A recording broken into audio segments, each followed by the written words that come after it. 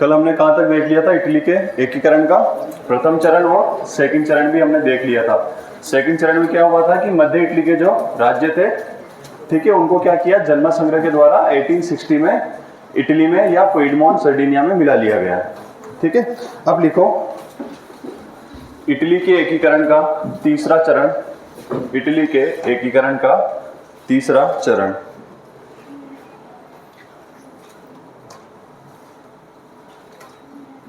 Italy के एकीकरण का तीसरा चरण।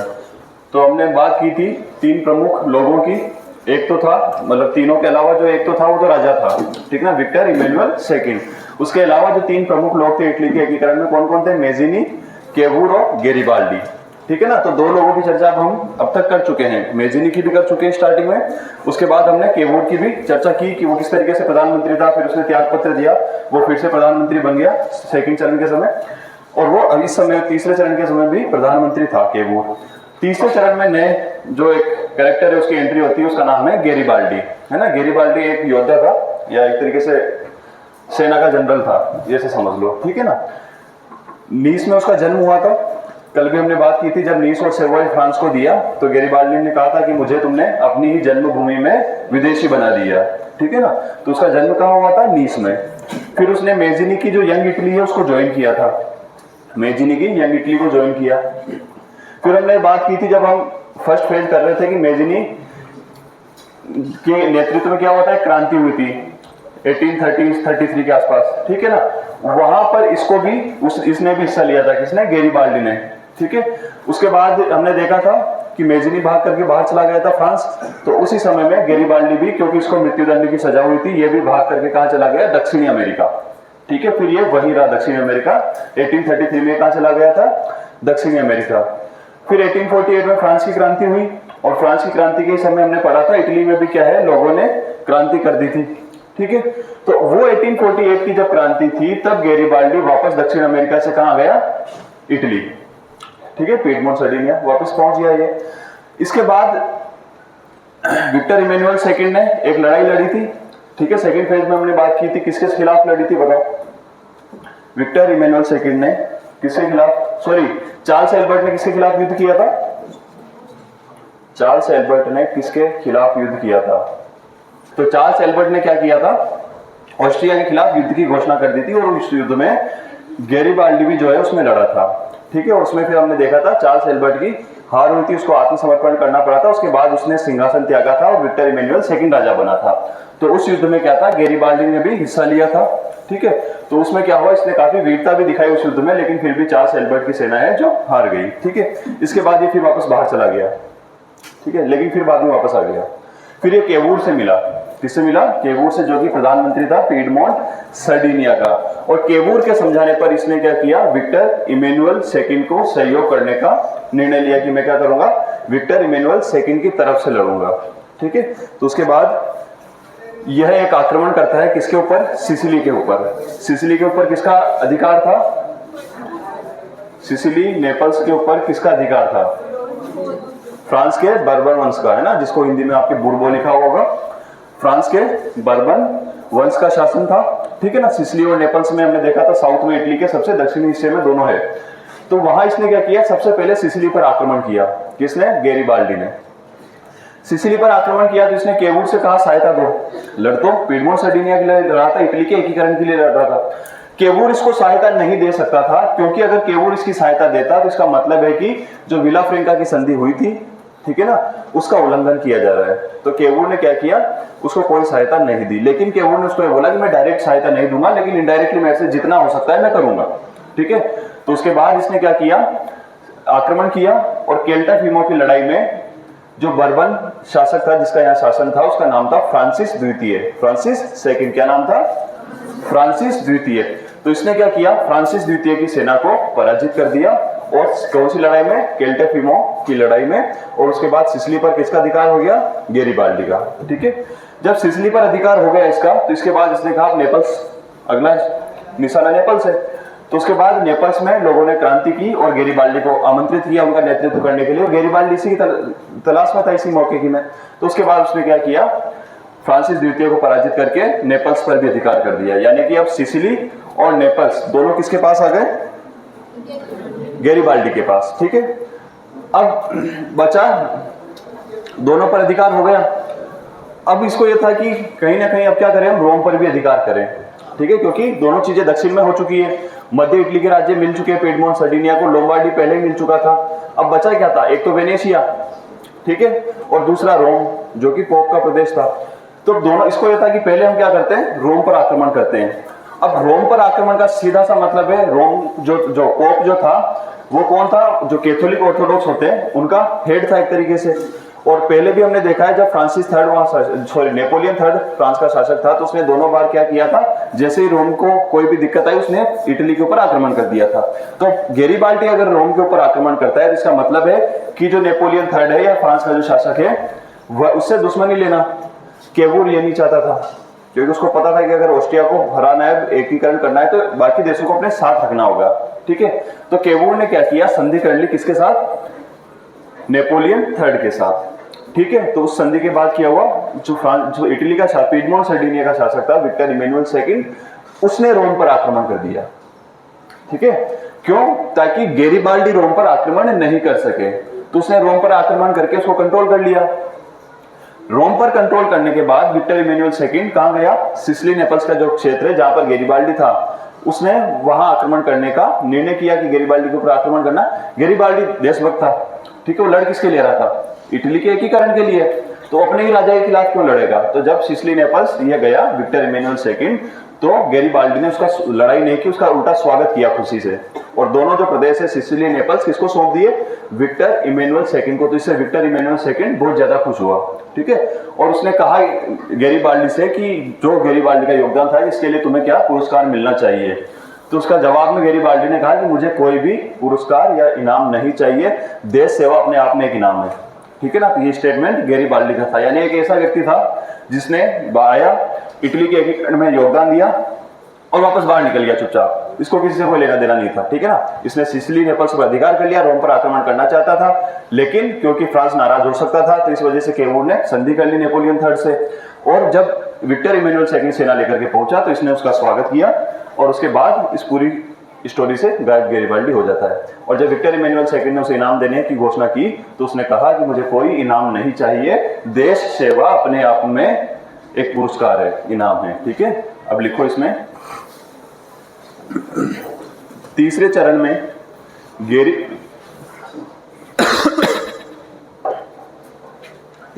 में गैरिबाल्डी का योगदान महत्वपूर्ण रहा, ठीक है ना। अब ये पूरे लिखने की जरूरत नहीं है कि उसका जन्म कहाँ हुआ था, उसने क्रांति में भाग लिया था, उसके बाद उसको भाग करके दक्षिण अमेरिका जाना पड़ा, फिर 1848 क्रांति के समय वो वापस आया, ठीक है ना। ये मैंने आपको एक्सप्लेन कर दिया है, बुक में आप पढ़ लेना। तो सीधा इसमें लिखो, केवूर से मुलाकात के बाद गैरिबाल्डी ने विक्टर इमैनुअल सेकंड को सहयोग करने का निर्णय लिया।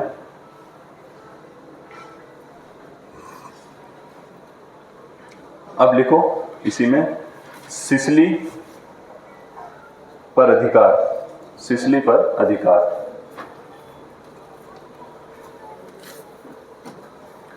ठीक है ना। 1860 में क्या हुआ था, जब मध्य इटली को पिएडमोंट सर्डिनिया में जनमत के द्वारा मिलाया गया, तो यहाँ की जनता ने क्या किया था, विद्रोह कर दिया था, और गैरिबाल्डी फिर उनकी सहायता करने पहुंच गया था, ठीक है। देखो इसमें 1860 में सिसिली की जनता द्वारा विद्रोह करने पर गैरिबाल्डी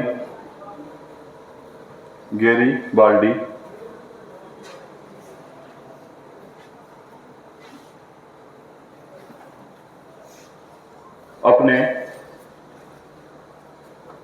रेड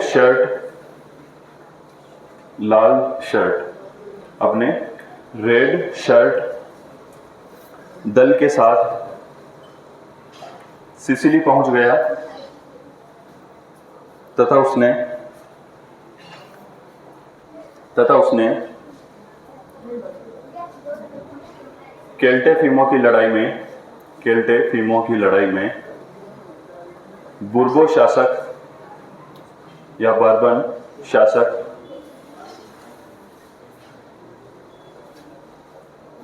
फ्रांसिस द्वितीय की सेना को हराकर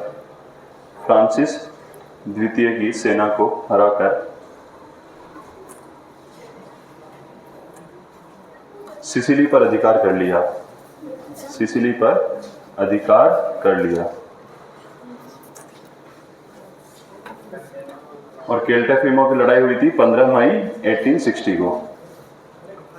सिसिली पर अधिकार कर लिया। अगला लिखो, नेपल्स पर अधिकार। इसमें लिखो, सिसिली के बाद गैरिबाल्डी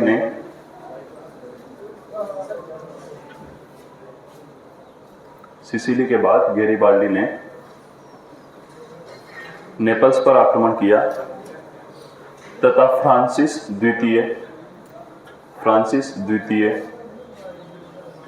नेपल्स छोड़कर गेटा भाग गया। तो इस तरीके से क्या हुआ, अब नेपल्स पर भी किसका अधिकार हो गया, गैरिबाल्डी का। तो सिसिली और नेपल्स जो है किसके पास आ गए, गैरिबाल्डी के पास। ठीक है, अगला लिखो, इसके बाद गैरिबाल्डी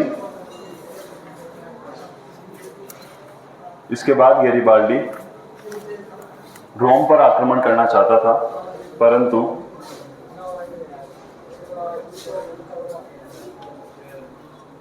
केवूर इसके विरुद्ध था।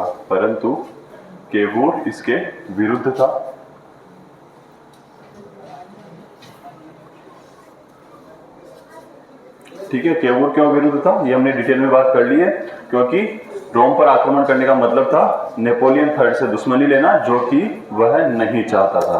कौन, केवूर नहीं चाहता था। ठीक है, तो इसके बाद विक्टर इमैनुअल सेकंड ने क्या किया, रोम पर नियंत्रण कर लिया और नेपल्स और सिसिली की तरफ चला गया। ठीक है, इसमें लिखो, अतः विक्टर इमैनुअल सेकंड ने रोम पर नियंत्रण करके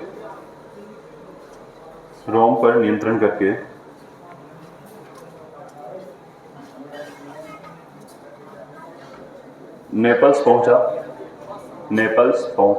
जहां गैरिबाल्डी ने उसका स्वागत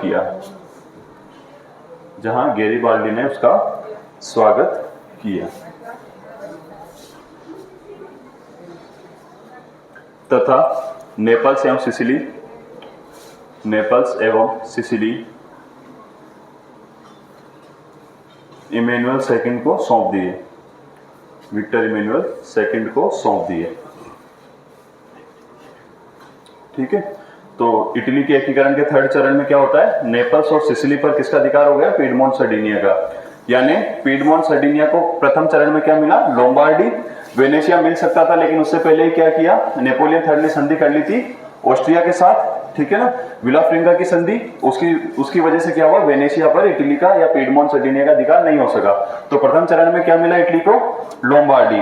द्वितीय चरण में क्या हुआ, जो मध्य इटली के प्रदेश थे वहां पर जनमत संग्रह कराकर 1860 में मध्य इटली के प्रदेशों को किसमें शामिल कर लिया गया, पीडमोंट सर्डिनिया में। फिर थर्ड चरण में क्या हुआ, नेपल्स और सिसिली पीडमोंट सर्डिनिया को मिल गए।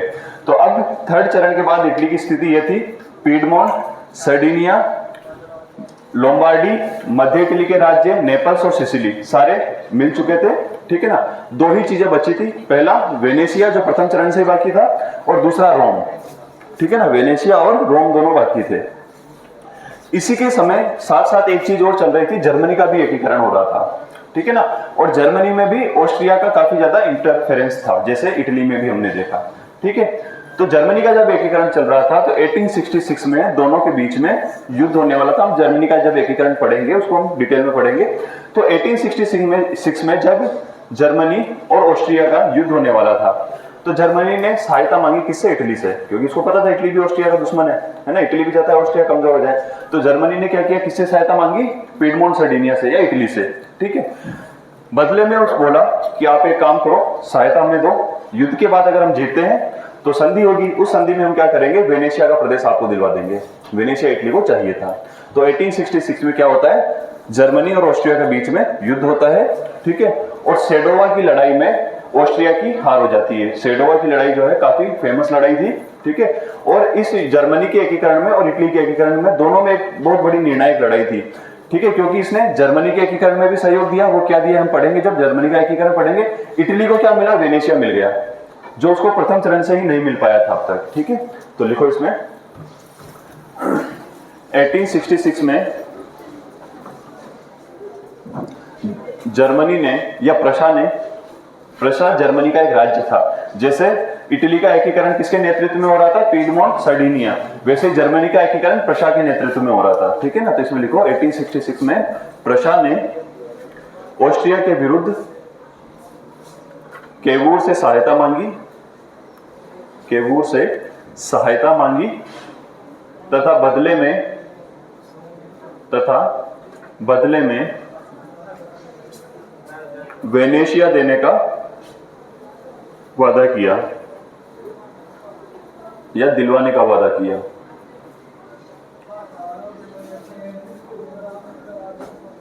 ठीक है, अब लिखो सेडोवा की लड़ाई में,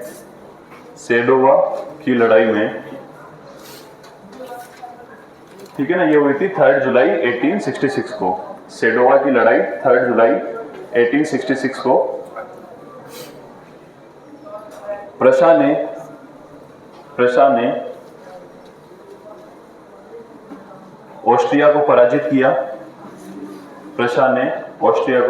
किया।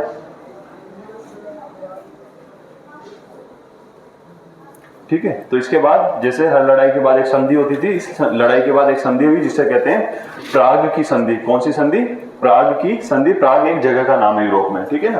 तो प्राग की संधि, तो उससे क्या हुआ, इटली को क्या मिला, वेनेशिया, ठीक है। इसमें लिखो इसके बाद प्राग की संधि द्वारा इटली को वेनेशिया प्राप्त हुआ।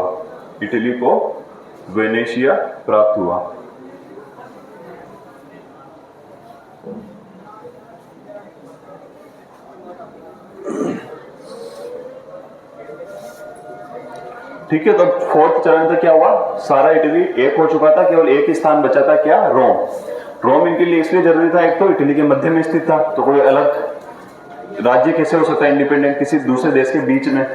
दूसरा, ये लोग रोम को अपना राजधानी बनाना चाहते थे, ठीक है ना, क्योंकि प्राचीन काल से ही रोम इनकी राजधानी था, ठीक है। तो इस वजह से ये क्या चाहते थे, रोम पर अगला 5वें चरण में अब इनको रोम मिलता है, ठीक है। लिखो 5वां चरण, 5th फेज, 5वां चरण।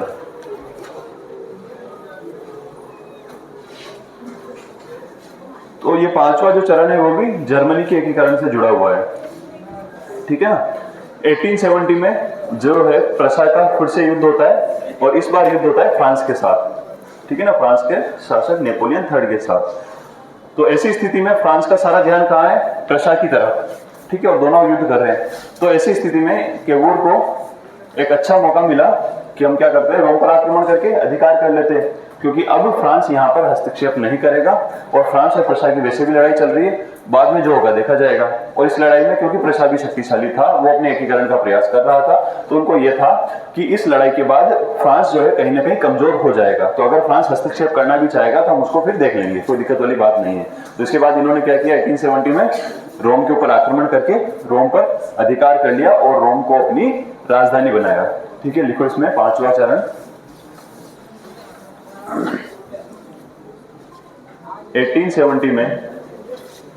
1870 में प्रशा तथा फ्रांस के मध्य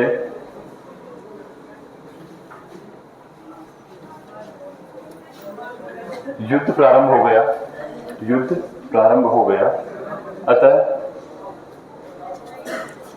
हो गया तथा फ्रांस का ध्यान प्रशा की तरफ हो गया। अतः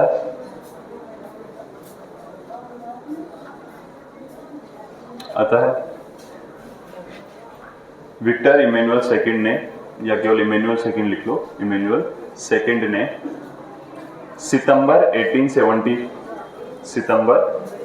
1870 में रोम पर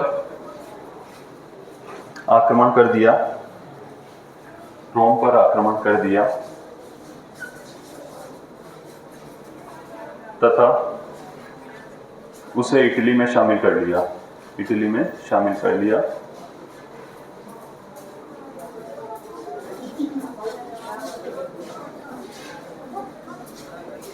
उसने यानी विक्टर इमैनुअल सेकंड ने रोम को इटली की राजधानी बनाने की घोषणा की।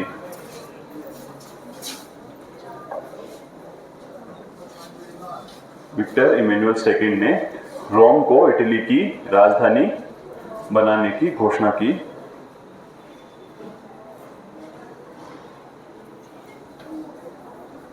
ठीक है, तो इस तरीके से क्या होता है, 1870 में इटली का एकीकरण समाप्त होता है। ठीक है, तो इटली के एकीकरण में कितने चरण थे? 5 चरण थे। पहले चरण में क्या प्राप्त होता है इसे? लोम्बार्डी, उसके अलावा कुछ भी प्राप्त नहीं होता है। फिर एक संधि होती है फ्रांस और ऑस्ट्रिया के बीच में, संधि का क्या नाम था? विला फ्रेंका की संधि। ठीक है, किसके बीच होती है? फ्रांस और ऑस्ट्रिया के बीच। फिर विक्टर इमैनुअल सेकंड ज्यूरिख की संधि के द्वारा विला फ्रेंका की संधि को मान्यता देता है और प्रथम चरण समाप्त हो जाता है, जिसमें इटली को लोम्बार्डी मिलता है। फिर सेकंड चरण स्टार्ट होता है, ठीक है, जिसमें मध्य इटली के राज्य है वो विद्रोह कर देते हैं और विद्रोह के बाद वहां जनमत संग्रह कराया जाता है। ठीक है ना, और जनमत संग्रह से पहले क्या होता है, केवूर नेपोलियन थर्ड से संधि करके उसे नीस और सेवोई के प्रदेश दे देता है ताकि फ्रांस जो है इटली का सहयोग करे, पिएडमोंट सर्डिनिया का सहयोग करे। तो सेकंड चरण के बाद इनको क्या मिलता है? मध्य इटली के जो भी राज्य थे जैसे मोडेना, टस्कनी, ठीक है ना, ये जो राज्य थे ये सारे किसको मिल गए? पिएडमोंट सर्डिनिया को। फिर हमने देखा थर्ड चरण हुआ, तीसरे चरण में क्या मिला? नेपल्स और सिसिली। और तीसरे चरण में किसकी मुख्य भूमिका थी? गैरिबाल्डी की। ठीक है ना। चौथे चरण में क्या हुआ? प्रशा और ऑस्ट्रिया का युद्ध हुआ। सेडोवा की लड़ाई हुई 1866 में, जिसमें ऑस्ट्रिया की हार हुई और इटली ने इसमें प्रशा को सहयोग दिया था।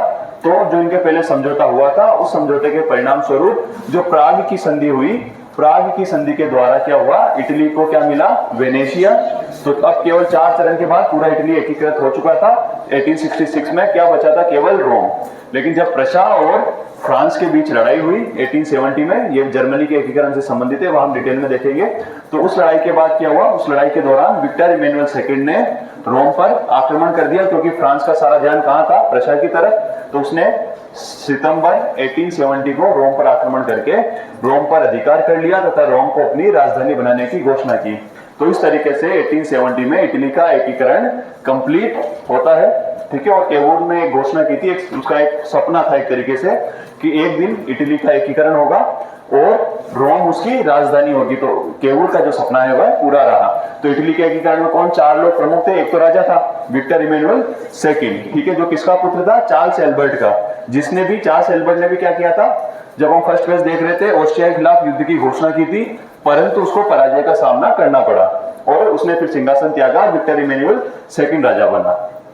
तो इटली के एकीकरण में कौन 4 लोग थे? पहला तो राजा विक्टर इमैनुअल सेकंड, फिर थे 3 लोग मेजिनी, ठीक है ना, दूसरा केवूर और तीसरा कौन था? गैरिबाल्डी। गैरिबाल्डी को इटालियन यूनिफिकेशन की स्वॉर्ड भी बोलते हैं, यानी इटली के एकीकरण की तलवार, क्योंकि उसने जो सिसिली और नेपल्स में बहुत बड़ी भूमिका निभाई थी और एक तरीके से उसने अकेले ने ही नेपल्स और सिसिली पर अधिकार किया था, क्योंकि पिएडमोंट सर्डिनिया या केवूर ने उसकी कोई सीधी डायरेक्ट सहायता नहीं की थी।